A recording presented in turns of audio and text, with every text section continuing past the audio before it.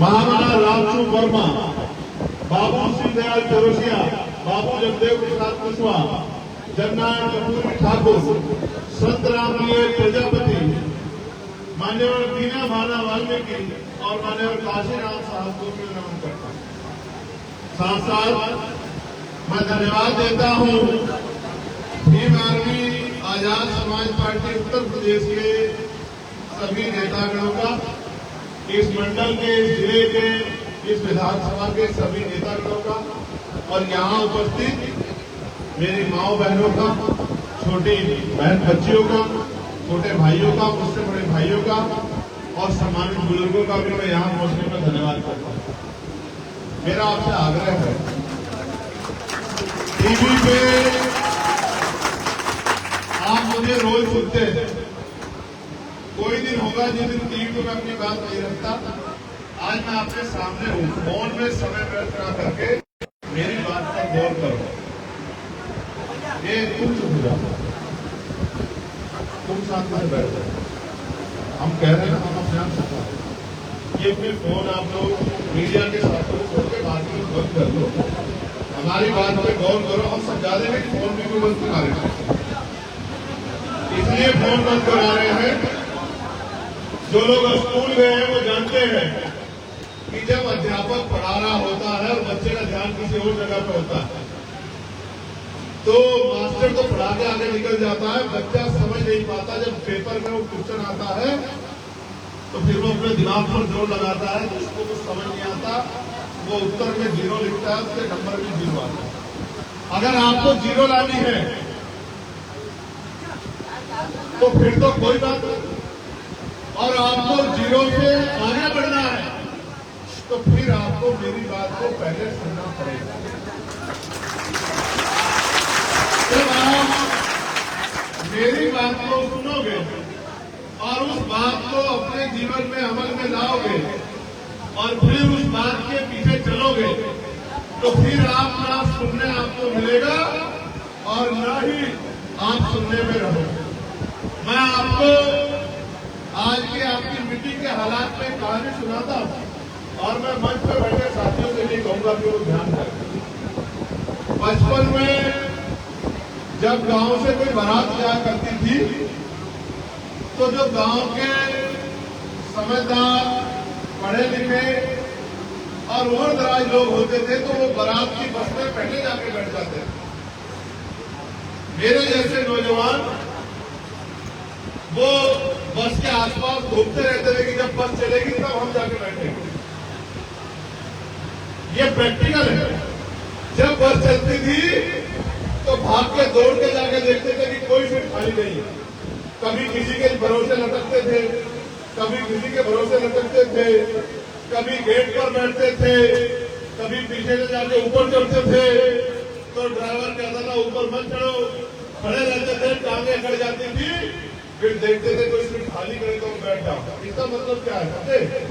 जो लोग समझदार हैं, जो लोग समझते हैं कुर्सी की अहमियत को, वो पहले से बैठे हुए हैं।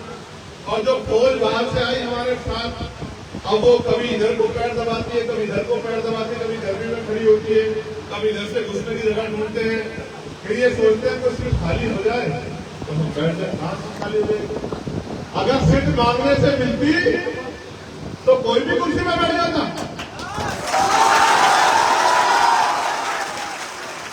कुर्सी तो लोकतंत्र में छीननी पड़ती है और जो छीनता नहीं, जो छीन नहीं पाता वो कुर्सी के आगे जमीन पर बैठता है या कुर्सी के आसपास लटका हुआ नजर आता है, लेकिन ताकत किसके पास होती है? जो कुर्सी में बैठता है। कुर्सी में ताकत नहीं है, जो कुर्सी में बैठता है उसके पास ताकत आती है। इस बात को समझो। मेरी बात को नगीना के लोगों ने मान लिया और जब नगीना के लोगों ने मेरी बात को मान लिया तो आज उसमें इतनी ताकत है कि जिलाधिकारी भी इनकी सुनता है, एसएसपी भी इनकी सुनता है, डीआईजी भी इनकी सुनता है, कमिश्नर भी इनकी सुनता है, पटवारी, सेक्रेटरी, कानूनगो, तहसीलदार, एसडीएम, एडीएम सब उनकी सुनते हैं और थाने में सिपाही से लेके और बड़े अधिकारी तक सब उनकी सुनते हैं, उनकी बात पर काम करते हैं। ये कैसे हुआ? जब नगीना के लोगों ने मेरी बात को, और नगीना के हिस्से में आया क्या, ये भी सुनो, नगीना के हिस्से में आया हर साल 5 करोड़ रुपया। कितना कितना? और 5 साल में 25 करोड़ रुपया। कितना? अब वो 25 करोड़ रुपया उनके विकास के लिए, कहीं सड़क बनेगी, कहीं बिजली घर बनेगा, कहीं ट्यूबवेल लगेगा, कहीं जो विकलांग होगा उसको व्हील चेयर मिलेगी, कहीं पे सौंदर्यीकरण होगा, कहीं पे धर्मशाला बनेगी, कहीं पे स्कूल बनेगा, कहीं पे अस्पताल बनेगा, और भी बहुत सारी योजनाएं उनके हिस्से में आई। चुनाव तो आपके यहाँ भी हुआ, आपके हिस्से में क्या आया? क्योंकि आपने उस तरह से मेरी बात को नहीं सुना, ना ही अपनी ताकत। आज मैं आपके बीच में आया, क्यों आया हूं ये बताना चाहता हूं, और क्या आपसे चाहता हूं ये भी बताना चाहता हूं। और अगर आपने वो काम कर दिया तो फिर क्या होगा ये भी आपको बताना आया। इसलिए हूं क्योंकि मैं एमपी एमएलए बनने की लड़ाई इस प्रदेश देश में नहीं लड़ रहा था। इसलिए आया हूं कि बहुजन समाज में जन्मे संतों, गुरुओं, महान पुरुषों ने जो बलिदान दिया था, जिन उम्मीदों के साथ बलिदान दिया था, वो काम अभी अधूरा है, और वो एक चंद्रशेखर आजाद के संसद में जाने से पूरा नहीं होता। इसलिए आया हूं आपके बीच में कि आप भी इसमें थोड़ी सी मदद करा दो। आप दूसरी बात यह है कि अगर आपने मेरी बात मानी तो आपको क्या मिलेगा? अगर आपने मेरी बात मानी और आने वाले उपचुनाव में मेरी बात के साथ खड़े होकर आज से ही गली गली, गांव गांव जाकर बहुजन समाज में भाईचारा पैदा करने का और बहुजन समाज में जागरूकता पैदा करके आजाद समाज पार्टी को वोट देने के लिए, के पक्ष में वोट देने के लिए अगर आपने तैयार कर दिया लोगों को, तो क्या मिलेगा आपको? आपको भी मिलेगा 5 साल में 25 करोड़ रुपया। कितना? 25 करोड़ रुपया, जो आपकी विधानसभा में आपके काम के लिए लगेगा। चाहे स्कूल बनवाना, चाहे अस्पताल बनवाना, चाहे नलके लगवाना, चाहे और कोई काम करवाना, लेकिन वो सारा आपके विकास में काम है। आप ना ताली बजाओ ना नारा लगाओ, मेरी बात पे गौर करो। अब ये आएगा कैसे? ये आएगा तब जब हम अपने महापुरुष, महान पुरुषों की बात के पीछे चलेंगे। याद करो बाबा साहब अम्बेडकर ने क्या कहा जब उन्होंने हमें वोट का अधिकार दिलाया, तो क्या कहा? कहा कि आज मैंने रानी का पेट चीर दिया, आज के बाद राजा रानी के पेट से तैयार नहीं होगा, आज के बाद राजा जो पैदा होगा, तैयार होगा, वो आपकी वोट से होगा। और मेरी तो मान लो, जब मैं कह रहा हूं ताली मत बजाओ, मेरी बात सुनो तो कम से कम मेरी तो सुनो। मैं मानता हूं गर्मी बहुत है, लेकिन क्या ये उससे ज्यादा तकलीफ दे रही है जब बहन बेटियों के साथ दूर जाती होती है? क्या ये उससे ज्यादा तकलीफ दे रही है जब हमारे लोगों को लटका लटका के मारा जाता है? क्या ये उससे ज्यादा तकलीफ दे रही है जब कोई मां उसके बच्चे बच्चे के साथ जुल्म होता है, आंसू बहाती है और रो रो के उम्मीद करती है कि गरीब आदमी आजाद समाज पार्टी के लोगों के न्याय दिलाओ? क्या वो ज्यादा तकलीफ देता है या ये ज्यादा तकलीफ दे रही? बताओ। कोई धूप से मत डरो। आज अगर धूप से डर गए तो कल मेहनत नहीं कर पाओगे। आज इस धूप से लड़ गए और आपने मेहनत की तो फिर कल बढ़िया कुर्सी बैठने को मिलेगी, मीटिंग हॉल में एसी लगा होगा और तमाम तरह की सुख सुविधाएं आपके पास होंगी।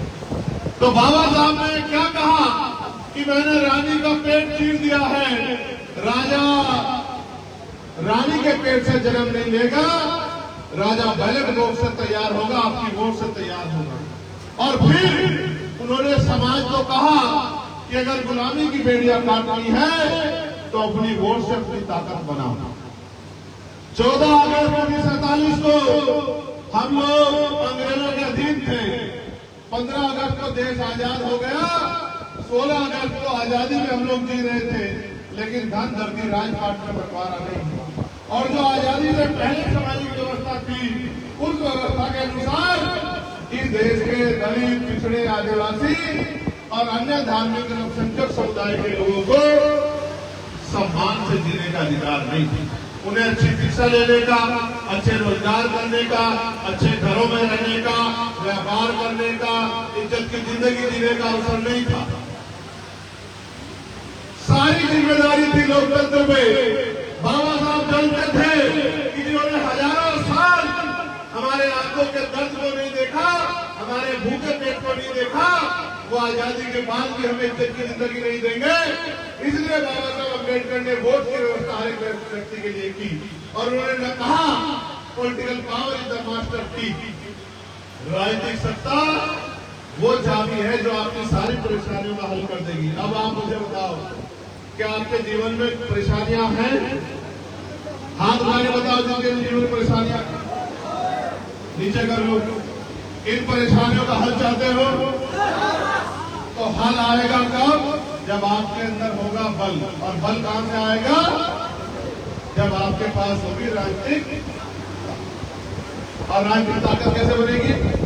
जब 5 साल तो आप कुछ भी करें, लेकिन जब चुनाव का समय आए तो एक एक वोट आप आजाद समाज पार्टी के समर्थन में तैयार करें और आपका विधायक जीत कर जाए, तब आपके अंदर राजनीतिक शक्ति अब आपके ऊपर है।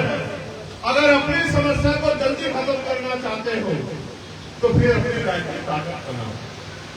मैं यहां कम आता हूं, इसलिए आप लोग एक दूसरे के साथ पूरे नजदीक खड़े होकर, गर्मी में खड़े होकर परेशान हो रहे हो कि पता नहीं कब देखने को मिलेगा। लेकिन मैं आपको विश्वास दिलाता हूं, जिन सीटों पे पार्टी का प्रत्याशी मजबूती से लड़ेगा, उन सारी सीटों पे मैं खुद रह के चुनाव की तैयारी कराऊंगा। इस बात का मैं आप लोगों से बात आपके बीच रहूंगा। जैसी रूखी सूखी आप खिलाओगे ऐसे ही खाऊंगा। जहां आप सुलाओगे वहीं सोऊंगा। दुख सुख में आपके साथ रहूंगा। आपको समझा के तैयार करने का काम करूंगा और कोशिश करूंगा कि आपके हिस्से में भी 25 करोड़ रुपया आए, आपके हिस्से में भी नौकरी रोजगार आए। आपके जो अधिकार हैं वो अधिकार जो छीन रखे हैं दुश्मनों ने, राजनीतिक विरोधियों ने, वो अधिकार आपके वापस आप तक पहुंचे। और जो जुल्म जाती हो रही है सत्ता के इशारे पे, बहन बेटियों के साथ, बुजुर्गों के साथ, किसानों के साथ, नौजवानों के साथ, वो बंद हो। आप महसूस करो, अभी मेरे पास एक चिट्ठी आई,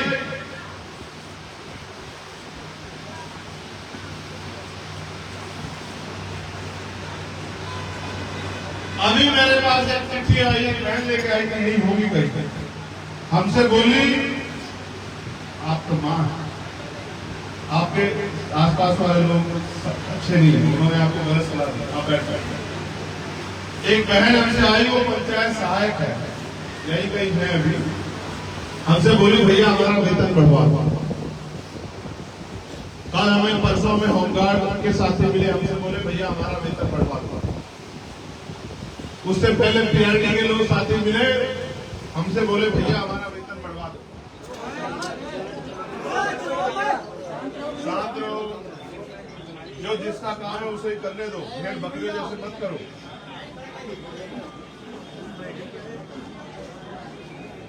क्या भाई, जनरेटर चला गया? बैठे रहो शांति से, घबराओ मत। अब बराबरी हो गई है, ना आपके पास पंखा ना हमारे पास पंखा, और यही ठीक है। जब आप गर्मी में रह सकते तो हम भी रह सकते हैं।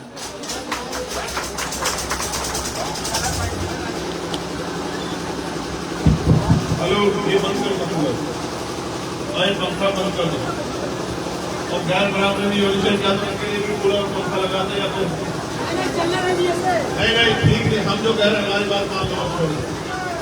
तो पीआरडी वाले आए कि भैया हमारा वेतन बढ़वा दो, हमारे पास अनुदेशक आए भैया हमारा वेतन बढ़वा दो, शिक्षा मित्र आए भैया वेतन बढ़वा दो, और हमने पुलिस के जवानों के लिए कहा कि इनकी 8 घंटे की ड्यूटी चाहिए, सप्ताह में इनको 1 दिन छुट्टी मिलनी चाहिए, इनकी वेतन विसंगतियां दूर होनी चाहिए, इनको बॉर्डर स्कीम से मुक्ति मिलनी चाहिए, और हमारे पास किसान हैं कि साहब एमएसपी की गारंटी दिला दो। तमाम लोग हमारे पास आते रहते हैं कि भैया हमारी आवाज उठा दो, लेकिन मैं आपसे कहना चाहता हूं ये सारे काम 2027 में छुट्टी बजाते ही हो जाएंगे। मेरी बात का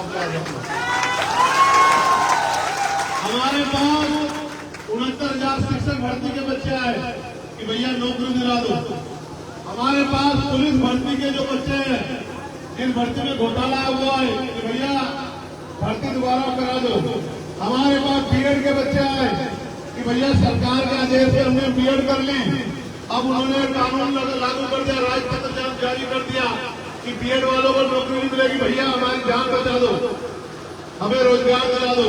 हमारे पास बीटीसी वाले भाई आए बहने आए कि भैया बीटीसी वालों को नौकरी दिला दो, तमाम लोग आए, लेकिन नौकरी कौन दिला सकता है बताओ? जिनका राजकाज होता है, और राजकाज किनका है? जिनकी सरकार है, और सरकार किनकी है? जिनके विधायक ज्यादा है, और जिनके विधायक ज्यादा है, जिनकी सरकार है, उनकी कलम में ताकत है, उनकी एक कलम से लाखों नौकरी आ जाएंगी, उनकी एक कलम से सरकारी शिक्षा सबके लिए मुफ्त हो जाएगी, चाहे डॉक्टर बनना, चाहे इंजीनियर बनना, चाहे वकील बनना, चाहे जज बनना, कुछ भी बनना। मैं गारंटी देता हूं कि उत्तर प्रदेश में ऐसा समय आएगा कि किसान का बेटा भी 1,000 रुपए में डॉक्टर बनेगा। मेरी बात को आप लोग याद रखना। उत्तर प्रदेश में वो दिन भी आएगा कि बड़ी से बड़ी बीमारी का 1,000 रुपए में इलाज होगा। मेरी बात को आप याद रखना। जमीन की गिरवी पड़ेगी। उत्तर प्रदेश में वो दिन भी आएगा किसी गरीब की बेटी की शादी होगी तो सरकार 1,00,000 रुपए की मदद पर हर गरीब की बेटी की करेगी, उस गरीब परिवार की करेगी कि उसके ऊपर ज्यादा बोझ न पड़े। वो दिन भी आएगा कि आशा आंगनबाड़ी बहनों के वेतन में वृद्धि होगी। वो दिन भी आएगा भोजन दाता के वेतन में वृद्धि होगी। वो दिन भी आएगा कि पीआरडी और होमगार्ड भाइयों के वेतन में वृद्धि होगी। और वो दिन भी आएगा कि पुलिस के साथियों को 8 घंटे की ड्यूटी और सप्ताह में 1 दिन छुट्टी और बॉर्डर स्कीम से भी मुक्ति मिलेगी। मेरी बात का आपको विश्वास दिलाता। वो दिन भी आएगा कि बेटियां रात को 12 बजे सड़क पे घूम पाएंगी और किसी गुंडे की हिम्मत नहीं होगी किसी बेटी की तरफ आप आगे देख ले। मेरी बात को आप लोग याद रखें। वो दिन भी आएगा भूमिहीन लोगों को भूमि मिलेगी। वो दिन भी आएगा कि वंचित वर्ग के नौजवानों को धो करने के लिए लोन मिलेगा। वो दिन भी आएगा कि ठेकेदारी में भी आरक्षण की व्यवस्था होगी।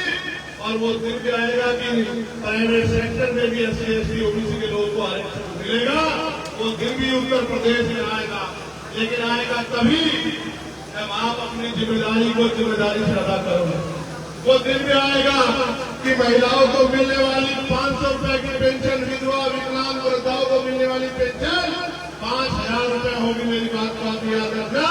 वो दिन भी आएगा, लेकिन वो तभी आएगा जब आप बहादुर लोग अपनी गली मोहल्ले की जिम्मेदारी उठा के, अपने गांव बस्ती की जिम्मेदारी उठा के, अपने विधानसभा अपने बूथ सेक्टर की जिम्मेदारी उठा के और अपने आप से आजाद समाज पार्टी को ताकतवर करने का काम करो। वो दिन भी आएगा किसी की बेटे की कोई मूछे रखने पे, घोड़ी पर बैठने पे, मटकी छीने पे हत्या नहीं कर पाएगा। मेरी बात का लेकिन वो तभी संभव है जब आप मेरी आवाज के साथ खड़े हो जाओ। ये तभी संभव है जब आप यहां से जाने के बाद, क्योंकि मैंने पिछली मीटिंग में भी कहा और मैं यहां भी कह रहा हूं, एक होता है नौकर जिसको मालिक कोई काम बता देता है और नौकर उतना ही काम करता है। एक होता है मालिक जो अपने घर की जिम्मेदारी को छोड़ता है। आजाद समाज पार्टी काशीराम ये मेरी पार्टी नहीं है, ये आप सबकी पार्टी है। ये बहुजन समाज के अंतिम व्यक्ति की पार्टी है। ये हर गरीब किसान मजदूर की पार्टी है। वो दिन भी आएगा कि किसानों को एमएसपी की गारंटी मिलेगी। वो दिन भी आएगा कि न्यूनतम वेतन 700 रुपए होगा रोजाना का। मेरी बात को याद रखना। और समान कार्य समान वेतन लागू होगा। सफाई कर्मचारियों को पक्की नौकरी मिलेगी और गटर में हमारा कोई व्यक्ति नहीं करेगा। इस बात को भी आप याद रखना। वो दिन भी आएगा। लेकिन करने को तो बहुत कुछ है। आएगा तब जब कभी उद्योग लगेंगे और गांव में महिलाओं को घर में रोजगार मिलेगा। सर पे ईंटें नहीं उठानी पड़ेंगी, भट्टे कोहलू में काम नहीं करना पड़ेगा, उनका अपमान नहीं होगा, उनके ऊपर कोई गलत मिलान नहीं। लेकिन आएगा तब जब आप आजाद समाज पार्टी काशीराम को ताकतवर बनाने का काम करोगे और अपनी वोट को आजाद समाज पार्टी काशीराम को देने का काम करोगे। बताओ मदद कराओगे नहीं कराओगे? कौन कौन मदद कराएगा? हाथ खड़ा करके बताओ। जो दोनों हाथ खड़ा करेगा उसी की माने